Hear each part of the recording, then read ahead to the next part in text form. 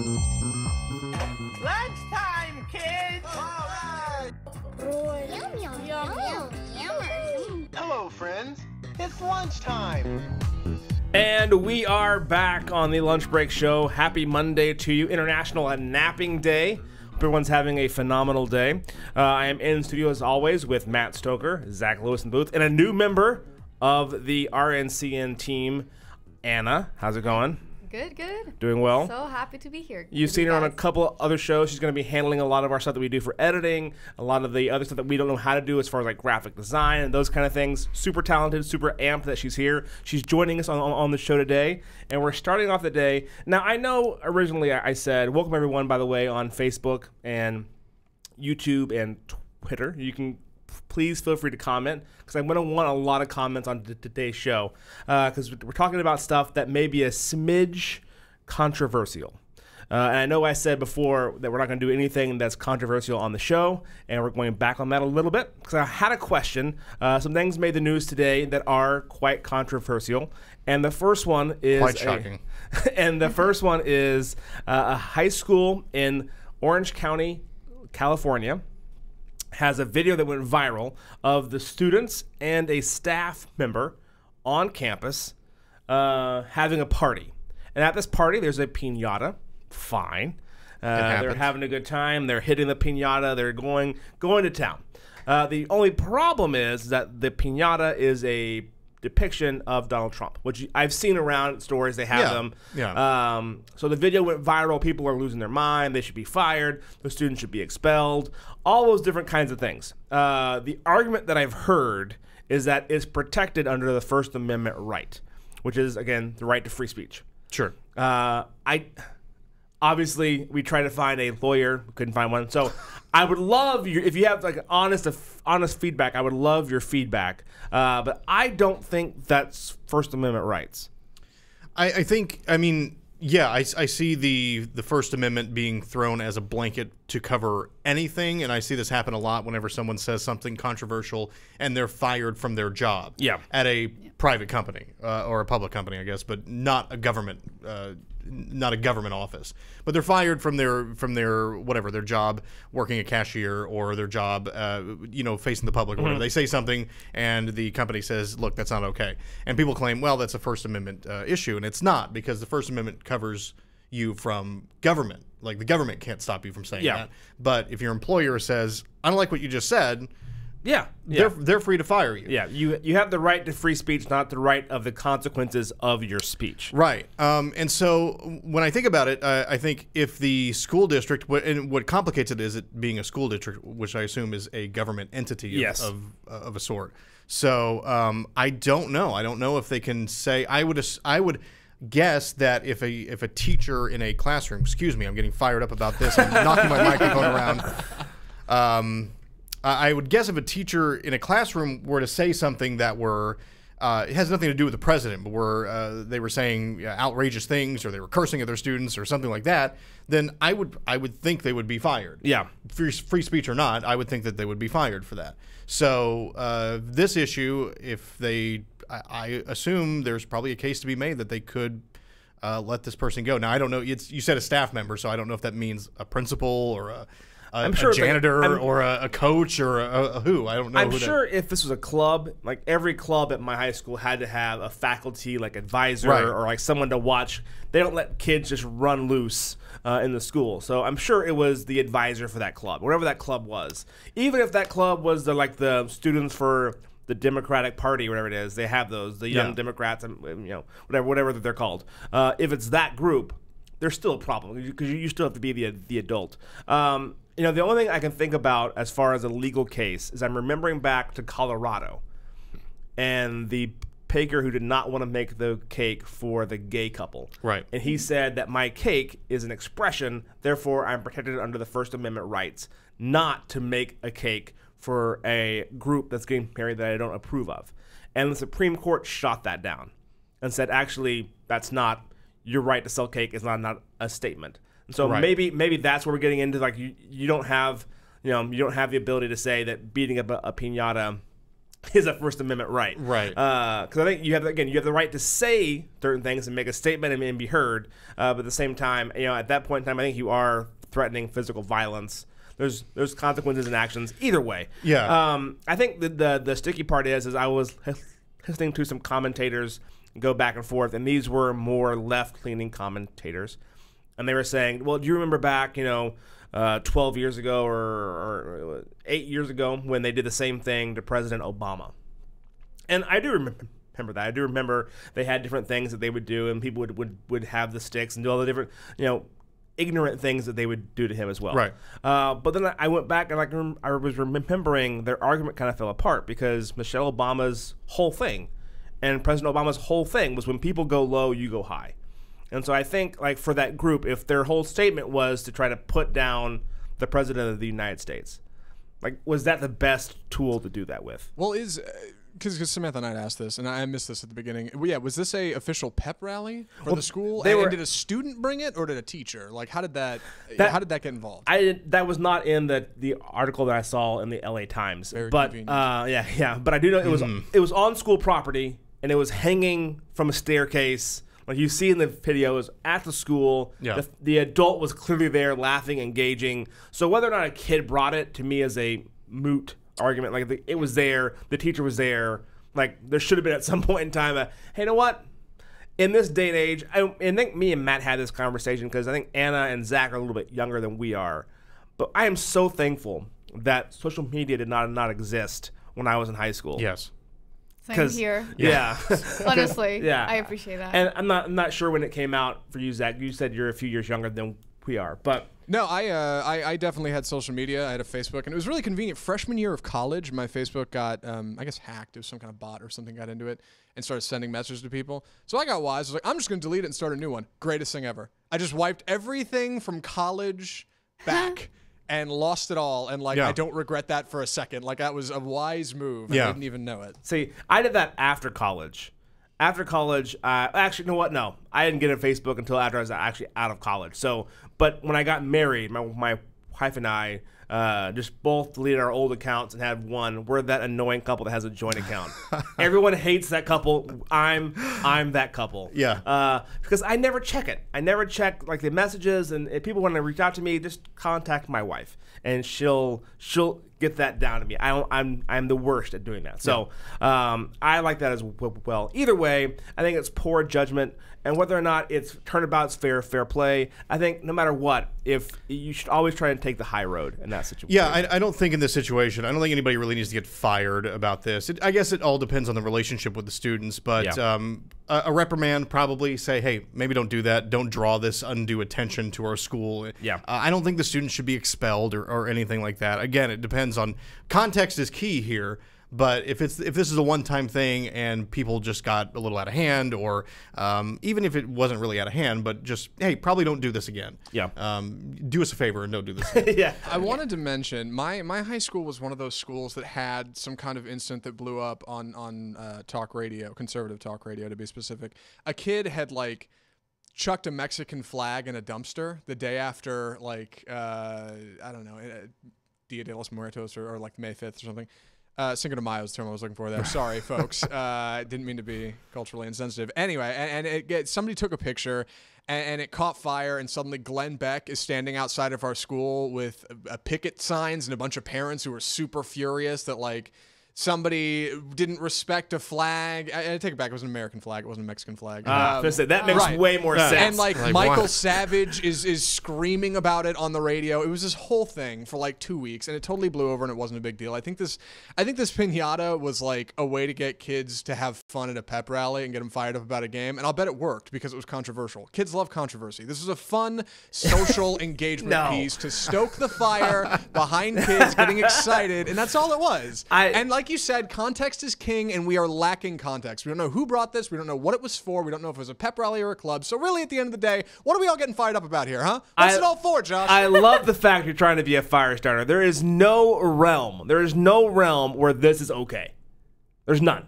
There's no example. There's no, well, what if there's no example where it should be okay to have our president, whether you voted for him or not, whether you like him or not, right, to be hanging from a staircase and have people beat him with sticks in a school. In a school with faculty around. There's no, and I don't care who it is. There's no world where that's okay. Yeah. To me. No, that's fair. Yeah, They're like, well, but what if they're trying to get him excited? No. It did get them excited. It did what work. if they then won the game? Yeah. I mean, in that case, just give them cocaine. They're the same. They're all excited. They're having a good time. Like that to me is one of those deals. I think that it's just a lack of judgment. I think you get. Yeah, that is true. Yes. He, as a president, whether you voted for him or not, you have to agree that gets people emotional. Right. He says things, and that's part of his thing. He says, loose cannon will fire off. You're getting the real deal. And that's going to offend people sometimes, make them happy sometimes, whatever it is. But he is a polarizing person. Right. And when you have that, people tend to do actions like this. I think people are going to start to learn, or are starting to learn, that no matter how much you believe in something, there are consequences to you saying that stuff in a public forum. And, it's up to you to judge whether or not you're willing to take those consequences. But it's not simply enough that you believe in it. That means you are escaping any sort of retribution for that. I mean, retribution in the sense that if someone were to reprimand you or fire you, or even just get mad at you on Twitter, just because you believe it doesn't mean you then get to say it without consequence. For sure. I think this latest political cycle has taught a lot of people that lesson where it's like, yeah, I'm sure you do believe a lot of things and you should act on that, but don't be surprised then if there is some consequence to that action, and it's up to you whether or not that's okay, that you're okay with that. Right. To be clear, my father's a high school teacher. It's not okay. It's not. As much fun as it is to sensationalize, no, they should. Now that we've all gone crazy, let's calm down. That's right. Yeah. Okay, we're going to take a quick break. When we come back, though, we have another fun, lighthearted comment about possibly OJ Simpson admitting that he did the actual murder of Nicole Smith. Coming up next on RNCN, The Lunch Break Show.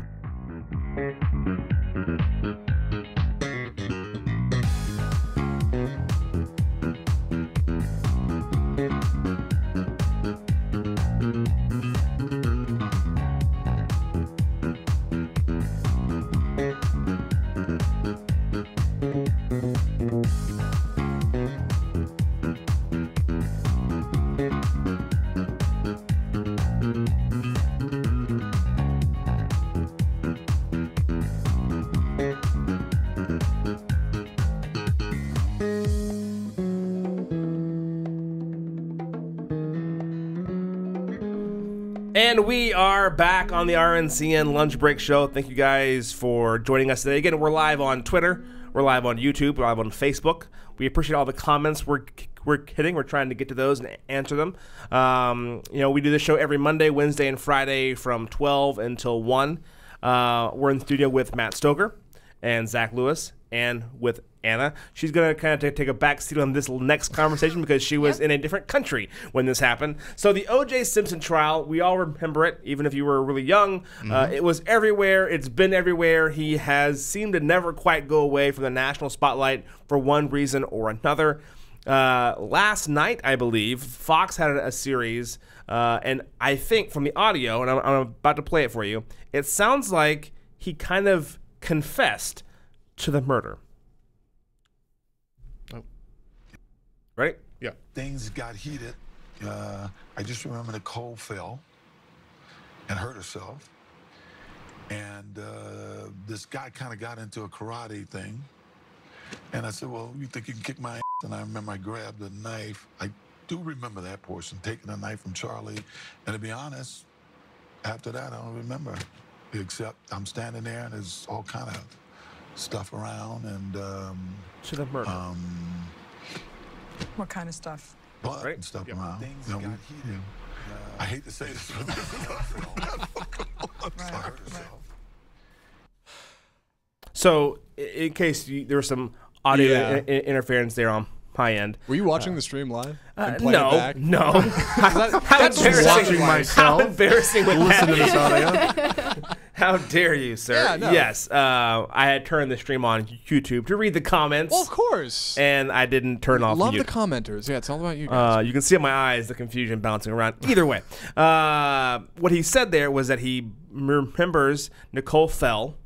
Mm-hmm. He remembers the guy AJ, the guy that Nicole's boyfriend, getting into a karate stance, a karate kind of sort of thing, and then he remembers he grabbed the knife, and that's the last thing because I do remember grabbing the knife, right, and that's the last thing I remember. Most important night of your life. When I came to, there was blood everywhere, right, and so again, he's been found not guilty, so he can't be charged with murder. Double jeopardy. Can't do that. He's already been found guilty in a civil court, which is a much easier court to find guilt on. And so he's already paid his fines for that. So virtually, there's very little that can be done if he does come out and say, I did do it. But he didn't. He just said, I remember. So now he's like, and to me, this was like, this is why I think the internet exploded. Because he's admitting now to being at the scene. Well, so this was recorded in 2006, and if you remember, he released a book around the same time, or was going to release a book around the same time, titled "If I Did It," and the idea was, well, if I did commit the murder, here's how it would have happened. And he recorded this interview alongside of that, and so it's hard for me to know if this interview was as a teaser to the book, if he expected this to be released and said, hey, if you want to learn more, go buy my book. Yeah. Now, what eventually ended up happening was the family of Nicole Kidman. Nicole Smith. Nicole Smith, yeah. Yeah. Sorry. Her family was able to get a hold of the rights of that book, and they released it. Yeah. And they adjusted the title to have "If" to be about that big. I'm gonna find a picture of that real quick and throw it on screen. Give me a minute. It's actually kind of. I remember when that happened. It was kind of funny when you think of it, because they said, "Yeah, sure, we'll leave the title the same, but we'll make 'If' about as small as we can make it," and it just says OJ Simpson, I did it. Yeah. Basically, and so I don't know, that whole thing's confusing to me, because you start to wonder. Is he trying to get something off his chest? Is he trying to confess, or is he simply trying to make a buck off of this crime that everybody just kind of assumes that he did anyway? Yeah. So I don't know where I fall on. I don't know if I mean, I'm not sitting here saying I don't believe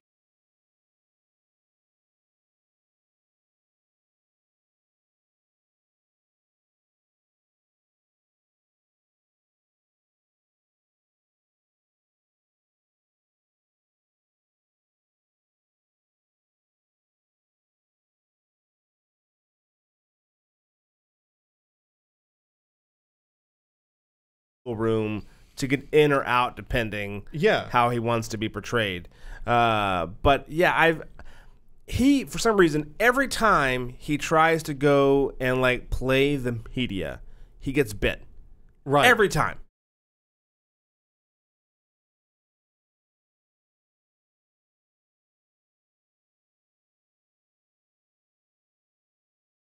They're more prepared than he is, and every time he gets his hand caught. Every time. Yeah. And it has ended up in jail time for him, where he spent 9 years in prison for robbery, and then he just kept wanting to talk to the press. His life is in such shambles, it seems like, that if I were him, I would just vanish. Like, I would get a job somewhere. Well, get a job somewhere. I would try my best to get a job somewhere, freelance, whatever it is, and just vanish. Like, out of the camera, unlisted phone number, no social media presence. I'm just gone. Yeah, it's truly, I hesitate to say I feel sorry for him, but it truly does feel like a compulsion in some regard. Yeah. And, maybe there is a lot of guilt there, and he's just trying to relieve some of that in some way without actually confessing to something. But, I feel like he's making all these little half steps, and people are constantly calling him on his BS and saying, look, come on, man, really? Like, you're going to do this this interview? I mean, even on the interview, they said, they were asked afterwards, and they said, I think he confessed to murder. Well, let's look at things from Mr. Simpson's point of view. The way he sees it, right? He was destined for greatness. He was on the national stage. He was on the big show, and then he was in the Naked taken Gun away movies. by a complete misunderstanding. Something that happened to him in which he was not involved, and he totally got tangled up in this whole thing. So the way he sees it, despite the prison time, despite all that, doesn't he still kind of deserve to be in the limelight? And I think that's what this is. It's trying to pull it towards you a little bit. Like, I'm still something. I'm still... Pay attention to me. Don't laugh at me, Josh. Yeah, give me a No, minute. I was laughing at Matt just totally shutting you down. No. No. Well, I mean, am I wrong? To him, it's like I still want to be a little famous, and that's what this is. Oh right? yeah, I think he's completely enraptured by the idea that people are paying attention to him, and this is his only ticket to fame right now anymore. Right. Yeah.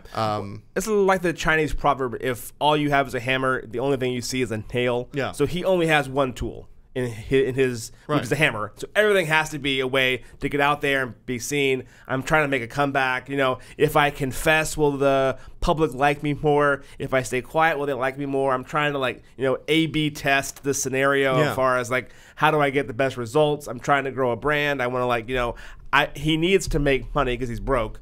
So, like, how do I go about doing all of that? Yeah. And, you know, he can't get a job at Starbucks. So, like, how does he function? And he's trying to figure that out. Again, I don't feel sorry for him, but it does feel like somebody who is just grasping at every straw possible and saying, "Yeah, you're right. If I do this, will you let me back in? If I confess, will that be okay? Will things be all right?" And none of it is working in any sort of reasonable degree. To fall down a brief rabbit hole for a minute, if OJ worked at Starbucks, I would go to that Starbucks. Wouldn't you? Oh my God, to get served coffee by the juice. Yeah. Why not? Yeah. Yeah. That would be a rabbit hole. Nobody take that bait. That's not worth talking about. We are going to take a quick break on that note. And when we come back, we're going to talk about International Napping Day and whether or not our boss should implement a 20-minute nap at some point in time during the day. The benefits, the pros, the cons. Come back on the Real News Lunch Break Show right here on RCN. Got it. RNCN. All right. That's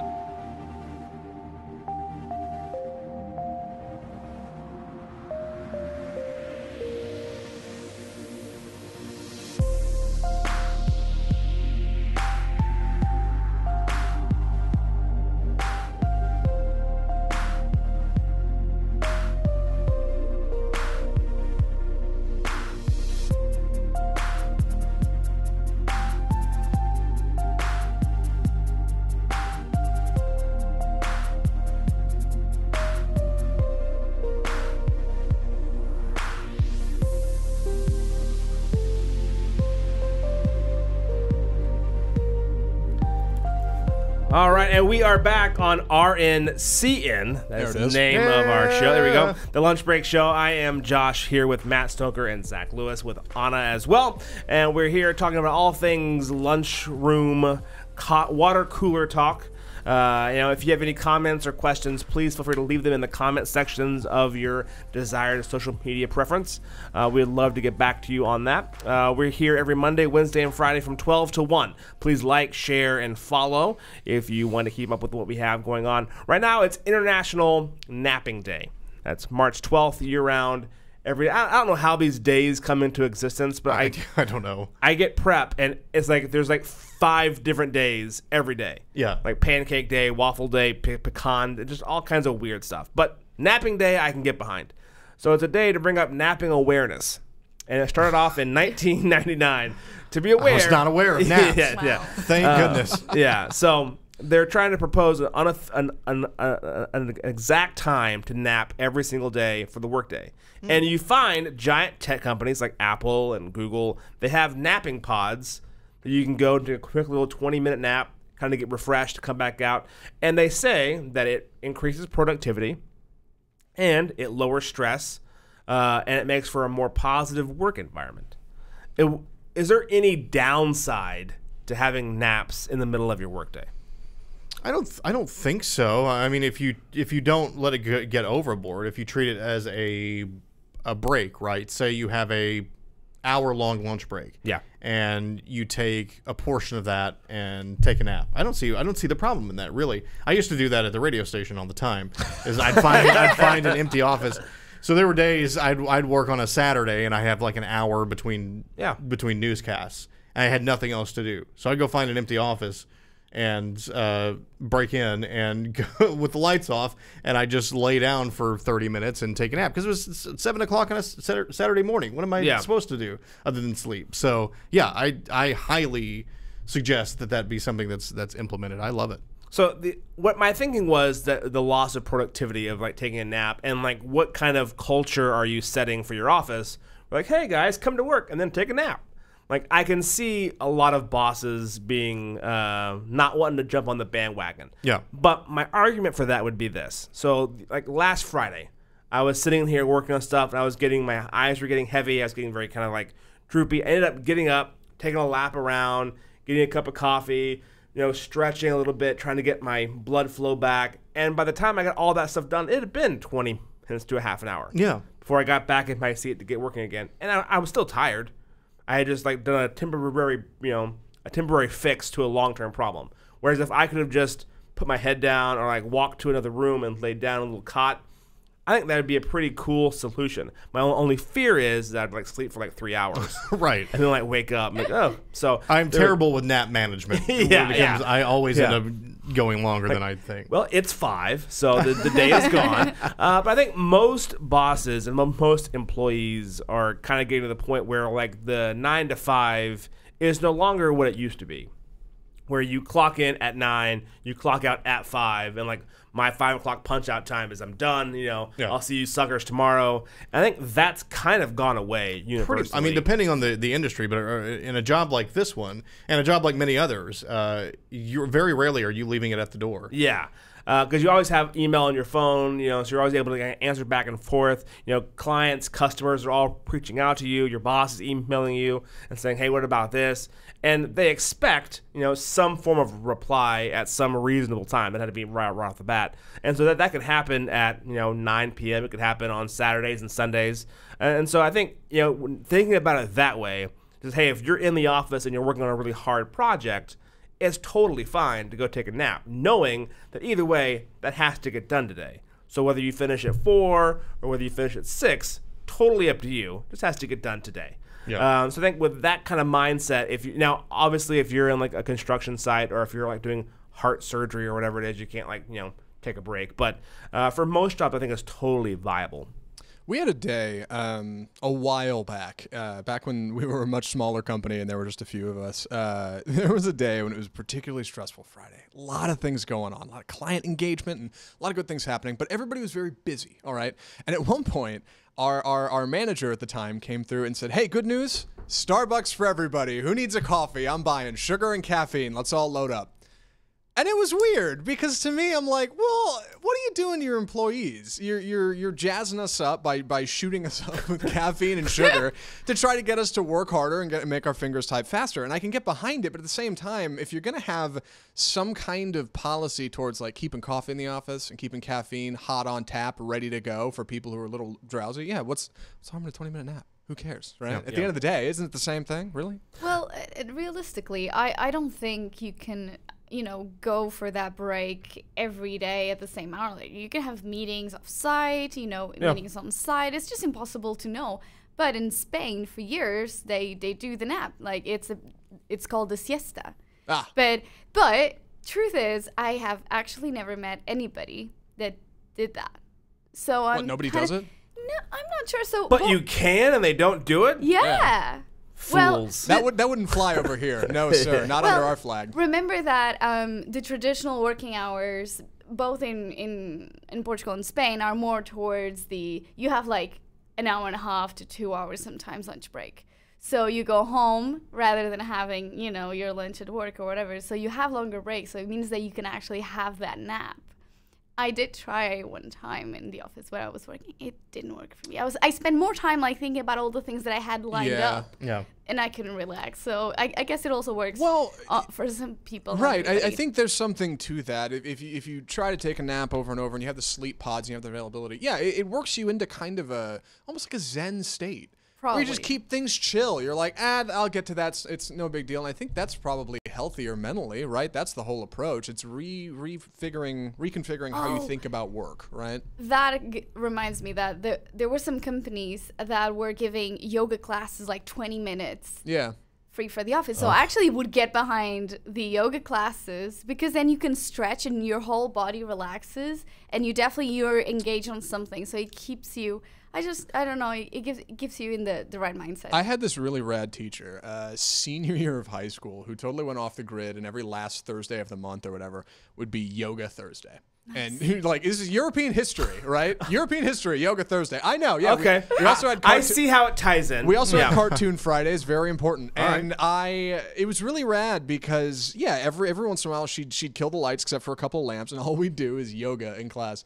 I legitimately look forward to those days. And those days were better for it. Like, it was right at the beginning of the day, felt relaxed, got through tests easy. I was like, there's something to this, as wacky as it is. Like, maybe there is something to being in a different mind. Don't shake your head, Joshua. Don't do that to me. Well, I even wonder if you were doing this on your own time, how would people look at you? Like, say, if I were to use my lunch break, because we have a lunch break here. Yep.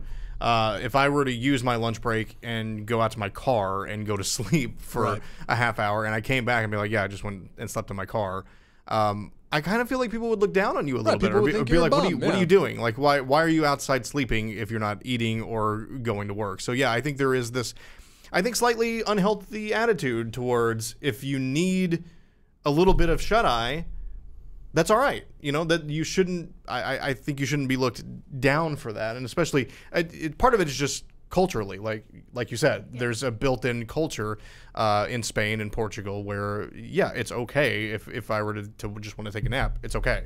Because that's kind of expected. But around here, it's like napping is almost looked at as laziness. Yeah.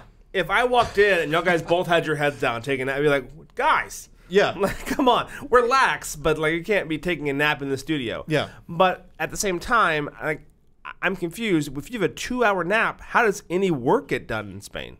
Well, you have longer working hours.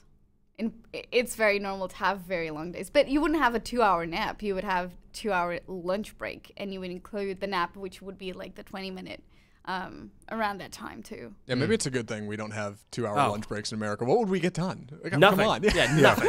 Yeah. Well, so you're going to work earlier and staying later? Is that kind of the idea? Okay. Because so what time did you go to work when you were in Portugal? Well, I would get to work around it was a radio station, so it wouldn't be your normal office job. But I would go. I think I'd start at 9 and then go back home at 12 and be back at 2, I think. But then I had I ran the afternoon show, so until 6. So it was a busy day. Yeah. Yeah. I would take that. I would take the 9 to 6 if I got a 2-hour. Yeah, you get a 2-hour break in there. That's not so bad. You can go grocery shopping. Yeah, well. I did want to mention the sexiest thing you could possibly do. Think of all you can do. You go grocery shopping. I'm the guy in the control room, all right? Yeah, what do you expect from me? I'm not going to be throwing hot zingers. You go to the dry cleaners if you want to. I did want to mention a couple of Facebook comments. Yeah, from Samantha Knight upstairs. Said she's all about decompression time during the day. No naps because naps are a minimum 2 hours for her. That doesn't have to be that way for everybody. I think a lot of people can do it in 20 minutes. Don't they say it's healthy to do it in 20 minutes? Yeah, I've done the 20-minute nap and it works great. And I try to convince myself that I'm going to do that, and I do end up taking the 2-3 hour nap. But 20-minute nap is legit if you can pull it off. Right. I used to nap every single day when I did morning radio. I would nap because I got up at 4 a.m. Yeah. I got home at noon. And I would nap until 3 or 4. But that's just sleeping. Yeah, that's just sleeping. It's just breaking your night sleep. I used to call it a nap. Like, oh yeah, I nap for 4 or 5 hours. People go, no, that's you just slept. You just sleep twice. I sleep at night for 4 or 5 hours, and then the day to say yeah. So I'm a horrible napper. We're gonna take a quick break. When we come back, though, we have another fun topic and a game called "Is It or Is It Not a Greeting in a Foreign Country?" We'll let you guys decide. Coming up next on the RNCN Lunch Break Show.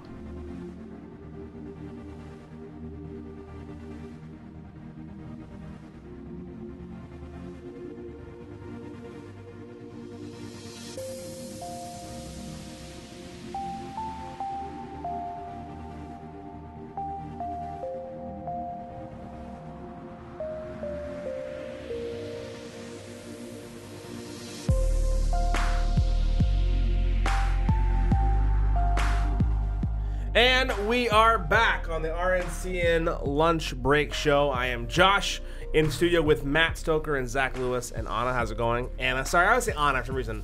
Anna. I will, yeah. I think it's because your accent, because you're from Portugal. Yeah. But you learned to speak English in the UK. Yes. And so it has more of a English sounding, which they would Anna. say Anna Yeah, there. probably. So I'm used to saying Anna, but it's Anna, like they do it here in Anna. Yeah. So anyway, we have a fun and exciting game to play today. We're going to be playing Is It or Is It Not a Greeting in a Foreign Country? All right, well, Anna's going to scoop us on all this. It's now time for everybody's favorite game. Is it or isn't it a greeting in a foreign country? Huh? Listen to that production. Yeah, thank you guys. So go ahead. How long did you and- work on that? Hours. Hours. I mean, that's how my weekend was spent. That's how I spent my 2-hour lunch break, was working on that bread. Thank goodness. So Matt's gonna read off the incident or the greeting. Okay. And we're gonna have to decide whether it is or isn't a greeting in a foreign country. And please feel free to play along at home. And if it is a greeting, from what country? Ooh, game- that's gonna be hard. Yeah. Ooh, the game's sweeping the nation. Hey, do you want to Ready, hear everyone? the intro again? We can ready to go. Oh, guys. yeah. Please do. It's now time for everybody's favorite game. Is it or isn't it a greeting in a foreign country? Go, Matt. Yes. Is it a greeting in a foreign country? I'm your host, Matt Stoker. I have 1, 2, 3, 4, 5. It looks like 8 possible greetings from foreign countries for my panel of non-experts to choose from. Let's start with number 1. All right. Okay. Sticking your tongue out. Is it or is it not a greeting in a foreign country? Well, let's go around the table. I'm gonna say no. Josh says no. Anna, I think you're next. Am I next? Oh. Yeah. I'll go next. Sure. I'll say no. So Matt said sure. Matt, what? Zach said sure. Zach said sure. That's Zach, me. what is the country? Oh, God, I have to follow with the country? That's For, that's the for bonus round. for bonus points. I need a pen. Uh, I don't have a pen. Can I go continent? Like, Yeah, you can go. Yeah. I would guess somewhere in. Oh man. Oh. Can I change my answer? I can't figure out a way to answer this without sounding culturally insensitive. true. Like, That's I'm just true. going to assume Yes. that some country does that. I'm just throw them out, right? I never thought about that. You're right. That's fair, Yeah, that's you know, fair. I don't want to answer. I'm going to abstain.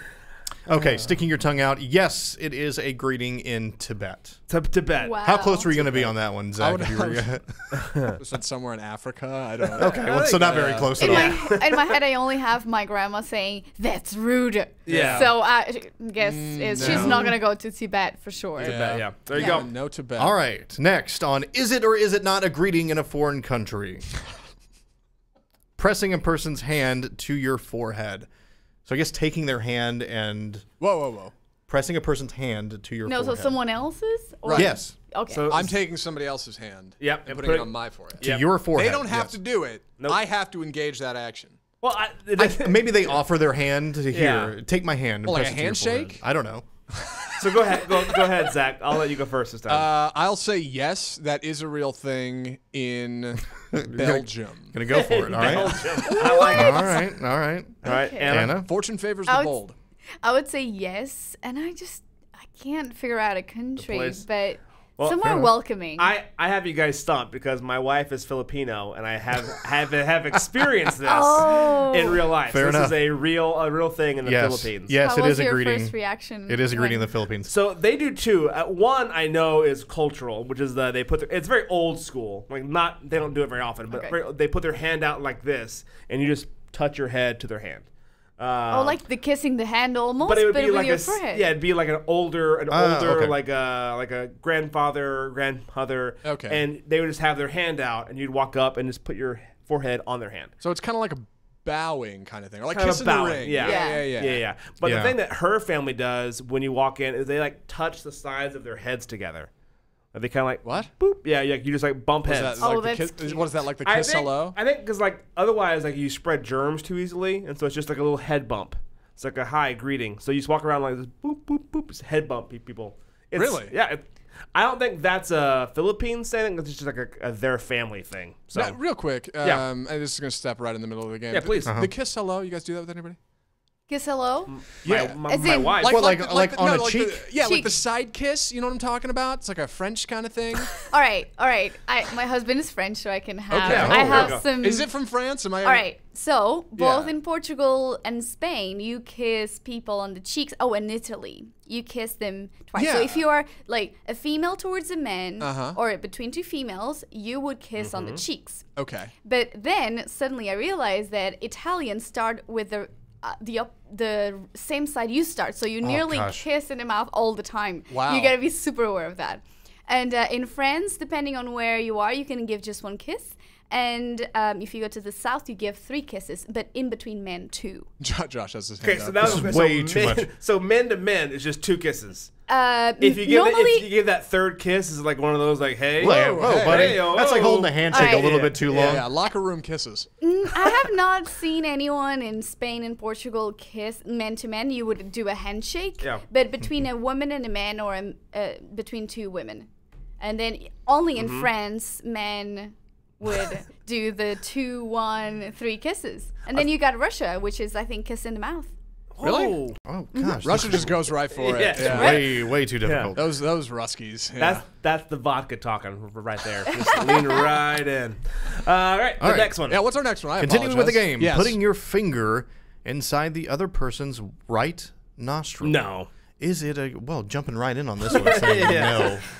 Putting your finger inside the other person's right nostril, Zach. No way. Well, No. I can imagine someone doing that. I have friends that would do that. Okay. But, they are the friends that I really, Like, that I'm the really close with. okay. You wouldn't be doing that. There's but, no way like that's how a contract is signed. Like put your finger in someone's nostril. Right, I'll Done. say no. Yeah. That's All not right, a you thing. all 3 say no. No, you are correct. No, that is not a greeting anywhere. Well, not officially, at least, not a greeting anywhere. Yeah. I can't say for sure if someone else employs that somewhere or not. Yeah. All right, moving on. Nose kisses are nose kisses. This is, I guess, to anyone who doesn't know, I think like Eskimo. rubbing your noses together. Yeah, Yeah, Eskimo yeah. kisses. Like Is that real? like flicking your nose Yes. back and forth. I feel like I read somewhere that wasn't real, so I'm gonna go on the no on this one. Really? Yeah. My life Yeah. has been a lie? I believe that. I mean, nose yeah. kisses I would say exist. yes. Like, is that what you're yeah, but questioning? is it a legitimate greeting? Is it a like, greeting? do people Okay. actually do it, or is that some made-up thing about They're Eskimos? called Eskimo kisses for a reason. Like, What? All right, so now you're trying to say?